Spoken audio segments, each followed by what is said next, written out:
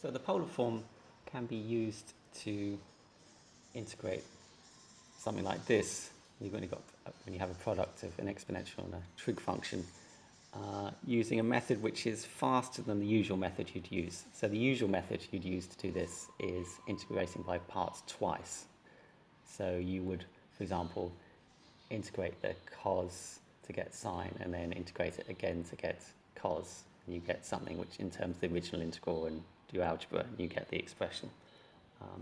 What you can do instead is realize that cos bx is the real part of e to the I bx.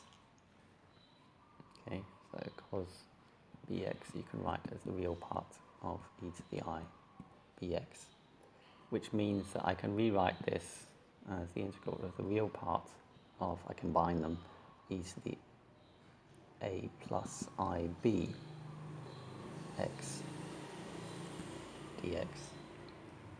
I'm allowed to take the real part outside the integral because an integral really is just a sum, and the real part of the sum is the same as the sum of the real parts.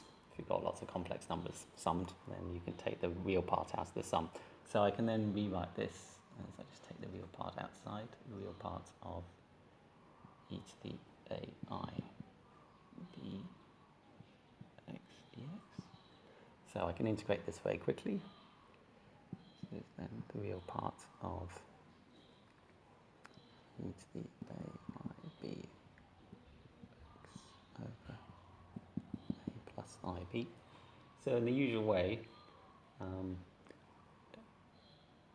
to find the real part easily, I need to multiply top and bottom by the complex conjugate of the bottom. Okay, so that's going to give me, on the bottom, a squared plus b squared. I'm going to multiply by a minus ib. And on the top, I've got a minus ib. Okay, the e to the ax I can now take out, and that's going to leave me with e to the I bx, which we know, of course, is cos bx plus I sine bx. And this is all multiplied by e to the ax. And then I'm practically done. Now I just take the real part.